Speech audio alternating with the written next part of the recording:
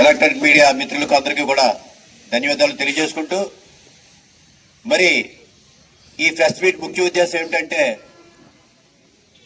RDO కార్యాలయం అంటే బలమైన ఆర్డీఓ కార్యాలయం మాకు కావాలి, బలహీనపడ్డ ఆర్డీఓ కార్యాలయం మాకు కాదని చెప్పేసి ఆర్డీఓ ఆఫీస్ ని రక్షించుకుందామని చెప్పేసి రామచంద్రపురం నియోజకవర్గంలో ప్రజలందరూ కూడా అందరి మద్దతుతోటి మేము 12వ తారీఖున అఖిలపక్షం ద్వారా మా నిరసన తెలపడం జరిగింది.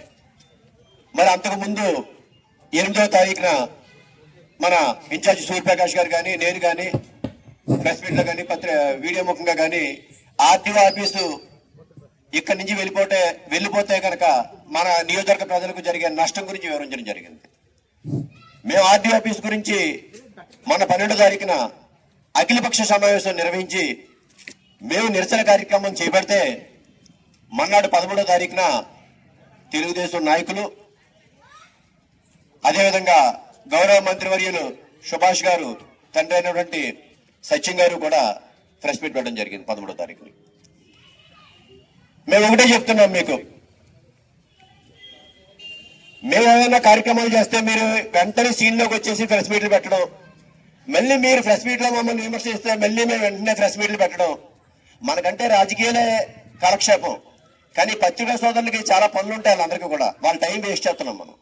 ఎందుకంటే మేము మా ప్రకాష్ గారు చెప్పారు ఇందాక, ఏదైతే ముఖ్యమంత్రి గారు ఈ రాష్ట్ర ప్రభుత్వం ద్వారా జీవో ఇచ్చారో ఆ జీవో ప్రకారం రేపు 27వ తారీఖు వరకు కూడా ఆర్డీఓ కార్యాలయంపై ఈ మండలాలు వేరే దాంట్లో కలపడంపై ఎవరికి అభ్యంతరాలు ఉన్నా ఎవరికి ఇబ్బందులు ఉన్నా తెలియపరచండి అని చెప్పేసి ఒక గెజెట్ నోటిఫికేషన్ ఇస్తే దాన్ని ఆచరించండి. మీ ప్రభుత్వం చెప్పిందే మేము ఆచరించే ప్రతిపక్ష పార్టీగా మేము వారిని అడగని చెప్తారు. స్టాలిన్ గారు అంటే ఏంటో అని చెప్తారు.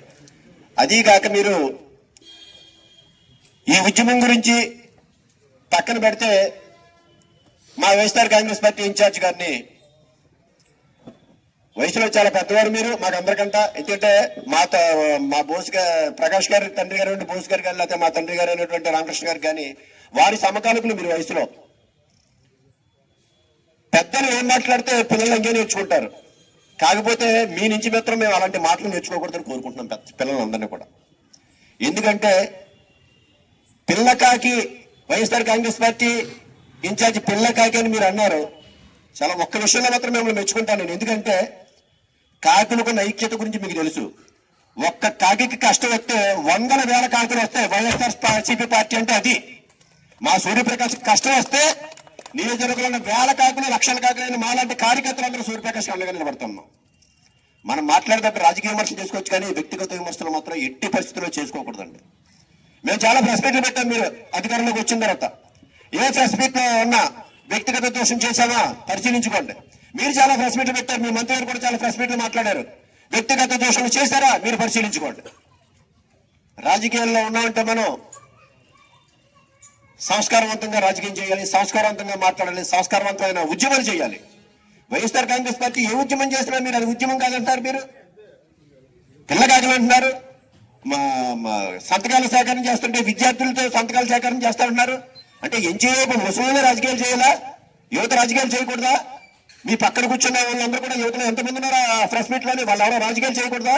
కేవలం మిమ్మల్ని మాట్లాడితే వాళ్ళు వచ్చి మమ్మల్ని తిట్టడానికి మాత్రమే ఆ చుట్టూ ఉన్న వాళ్ళు ఉంటారా? ఇప్పుడు నేను ఒక్కటే అడుగుతున్నాను మిమ్మల్ని.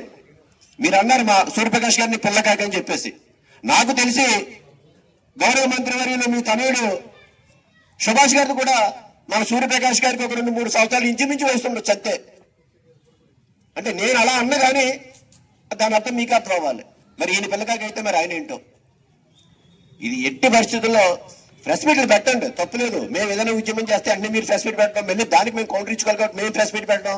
మీరు అధికారంలో ఉన్నారు కాబట్టి మీ సమయాన్ని ప్రెస్ మీట్లతో వృధా చేయకండి.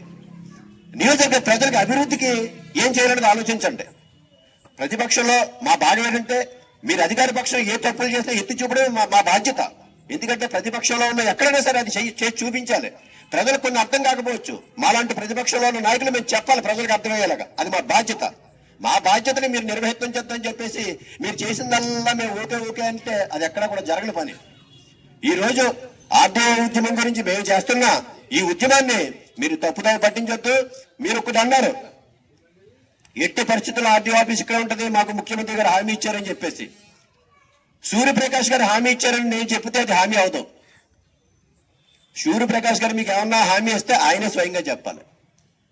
అలాగే చంద్రబాబు నాయుడు గారు నాకు హామీ ఇచ్చారని మీరు మీ తనయుడు మంత్రి గారు చెప్తున్నారు. మంత్రి గారికి చంద్రబాబు నాయుడు గారు హామీ ఇచ్చారని మీరు చెప్తున్నారు.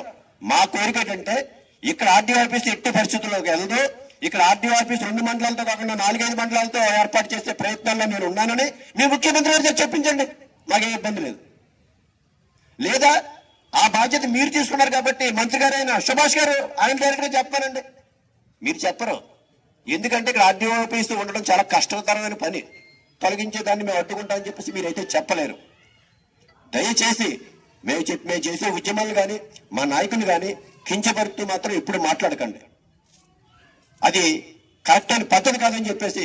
మరి అదే విధంగా నేను చెప్తాను, సూర్యప్రకాష్ గారి గురించి మీరు ఒక పిల్లకాకంటే ఇన్ని రాకలు వచ్చినాయి కదా, మీ పక్కనున్న వాళ్ళు కూడా ఒకసారి చెక్ చేసుకోండి ఎవరేంటి అనేది, ఎవరేంటి అనేది ఒకసారి మీరు చెక్ చేసుకుంటే. లేదంటే మీ నియోజకవర్గం కొత్తగా వచ్చారు కాబట్టి ఇక్కడ మీ రిలేషన్స్ ఎవరన్నా ఉంటే వారిని అడగండి, వారు కూడా చెప్తారు మీ పక్కన కూర్చున్న వాళ్ళందరి గురించి కూడా ఎవరేంటి అనేది కూడా. దయచేసి మేము ఈ పత్రిక ముఖంగా తెలియజేసేది ఏంటంటే, అధికారంలో మీరు ఉన్నారు కాబట్టి ప్రజల సంక్షేమం గురించి, ప్రజల అభివృద్ధి గురించి ఆలోచించడం తప్పితే ప్రతిపక్షం చేసే ఉద్యమాల్ని మీరు తప్పుపట్టద్దు. ప్రతిపక్షంలో చేసే ఉద్యమాల నుంచే మీకు ఇది పుట్టింది. మేము ఉద్యమం చేసిన తర్వాతే మీరు చంద్రబాబు నాయుడు గారిని కలవడం జరిగింది. లేదా అప్పటి వరకు జీవో వచ్చి 15 రోజులైనా మీరు కలలేదు ఇప్పటి వరకు చంద్రబాబు నాయుడు గారిని ఈ విషయంలో. మంత్రివర్యులు కూడా క్యాబినెట్ 5,000 అధ్యక్షుడు చెప్పలేదంటే కనుక దయచేసి ఇటువంటి పిచ్చి పిచ్చి మాటలు మాట్లాడొద్దు. ఆర్డీఓ ఆఫీసులు మేము కావాలని కోరుకుంటాం కాబట్టి అది ఎలాగ మేము నిలబెట్టుకుంటాం. మీరు మాత్రం వ్యక్తిగత విమర్శలు చేయొద్దని చెప్పేసి తెలియజేసుకుంటూ సెలవు తీసుకుంటున్నాం.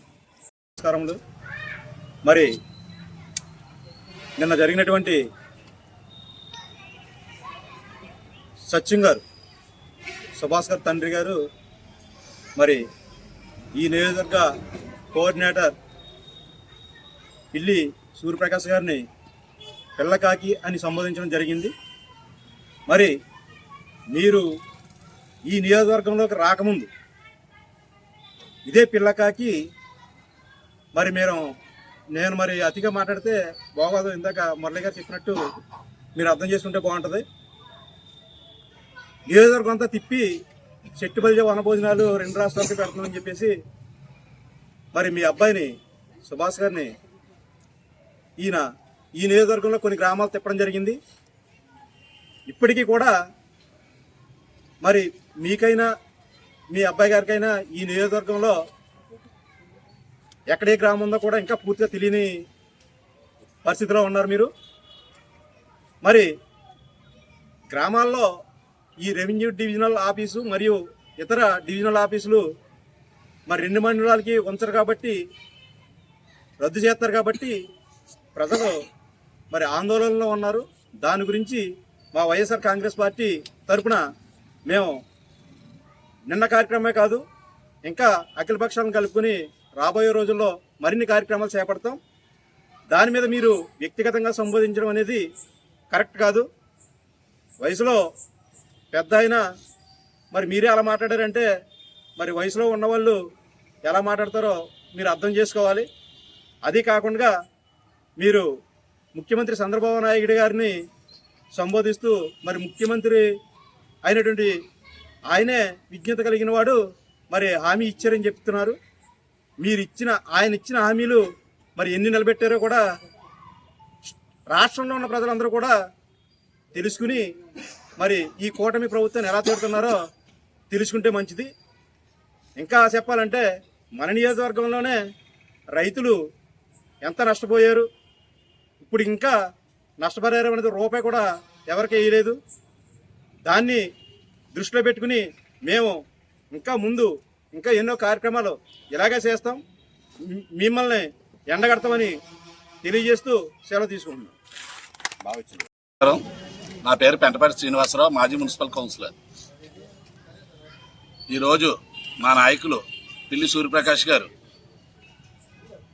చెప్పిన విధంగా రెవెన్యూ డివిజనల్ ఆఫీస్ రామచంద్రపురం నియోజకవర్గం నుంచి తరలించబడుతుంది అన్న ఉద్దేశంతో మున్సిపల్ ఆఫీస్ ఎదురుగా మా వైఎస్ఆర్ కాంగ్రెస్ పార్టీ తరఫున మరియు ఇతర ప్రజా సంఘాలు, ఇతర పార్టీలు అన్నింటి తరఫున పార్టీలకు అతీతంగా మేమందరం కూడా మన 12వ తారీఖున పోరాటం చేయడం జరిగింది.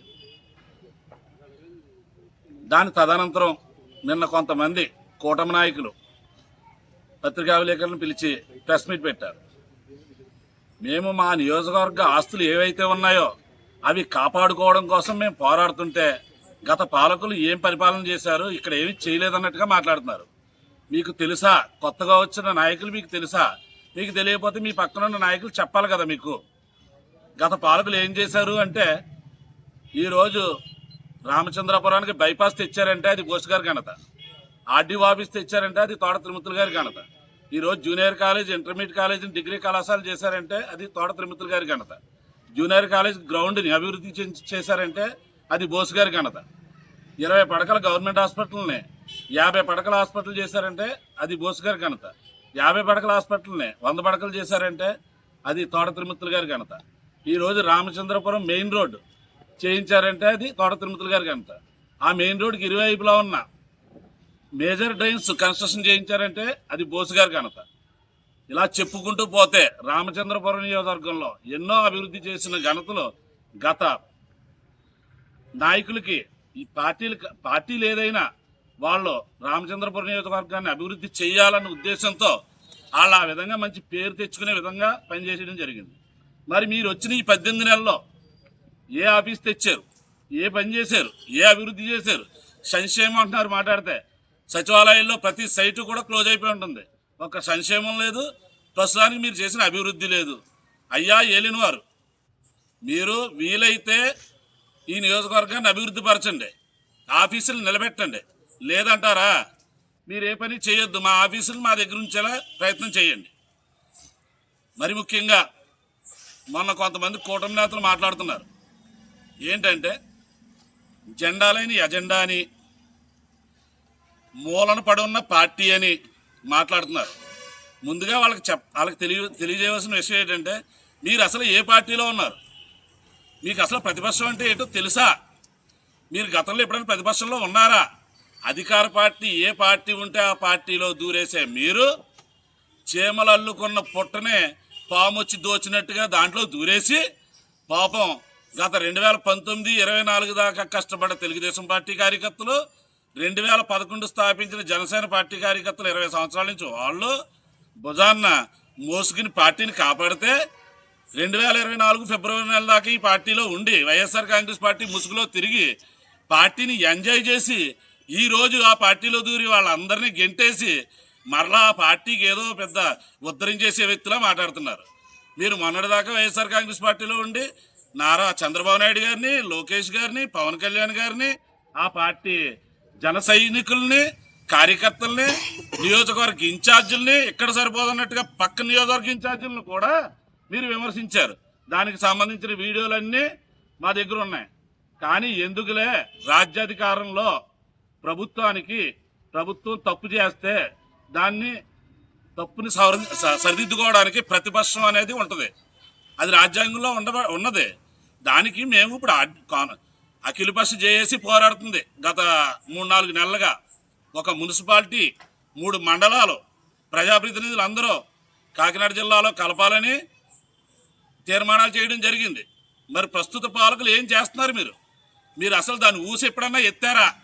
పోనీలే, ఆ జిల్లా కూడా ఎప్పుడైనా క్యాబినెట్లో మాట్లాడారా? జిల్లా కూడా వదిలేయండి. ఇప్పుడు ఆ జిల్లా పోవడం వలన మండపేటకు సంబంధించి 3 మండలాలు తూర్పుగోదావరి జిల్లాలో కలుస్తున్నాయి. మరి ఆ 3 మండలాలు పోగా ఇక 2 మండలాలకు ఆర్డీఓ ఆఫీస్ కానీ, సబ్ డివిజన్ ఆఫీసులు కానీ ఎలా మనుగడలో ఉంటాయన్నదే మీకే వదిలేస్తున్నాం. ఒక ఆఫీసు నిర్మించాలంటే ఎన్ని వ్యవస్థలు ఉండాలి? ఒక 2 మండలాలతో RDO office, sub division office continue అవుతాయా? అది మీకు తెలవదా? తిరిగి రివర్స్లో పత్రికా విలేకరులను కాకేసి మా పార్టీని వక్రీకరించడం కాకుండా, నిన్న అఖిలపక్ష జేఏసీ నాయకుల్ని కానీ, ప్రజా సంఘాల నాయకులు వచ్చారు, బీజేపీ నాయకులు వచ్చారు. మరి ఆ నాయకుల్ని మీరు ఎందుకు ప్రశ్నించలేకపోతున్నారు? వాళ్ళని ప్రశ్నిస్తే ఇంకా మీకే వదిలేస్తున్నా, మీకులా నేను మాట్లాడలేను. ఈరోజు ఈ ఆర్డీఓ కార్యాలయం వెళ్ళిపోతున్నా అన్నది పిల్లి సూర్యప్రకాష్ గారు వైఎస్ఆర్ కాంగ్రెస్ పార్టీ మేమో మా నాయకులవో కాదు చెబుతుంటా. మీ కూటమి ప్రభుత్వంలో ఉన్న నాయకులే మాట్లాడుతున్నారు. రెండోది ప్రజలు మాట్లాడుకుంటున్నారు. RDO office and sub divisional ఆఫీసులు వెళ్ళిపోతున్నాయని. 8వ తారీఖున మేము ప్రెస్ మీట్ పెడితే మీరు 10నో 11నో చంద్రబాబు నాయుడు గారిని కలవడం జరిగింది. అంతకుముందు కేబినెట్ సమావేశంలో ఎందుకు మాట్లాడలేదు? మీ నాయకులు దయచేసి ఈ రెవెన్యూ డివిజనల్ ఆఫీసుల్ని, సబ్ డివిజనల్ ఆఫీసుల్ని మేము నిర్మించుకున్నాయి, అవి పాడు చేయకుండా ఇక్కడ ఉంచేలాగా పాలకులు చేస్తారని కోరుకుంటూ నమస్కారం.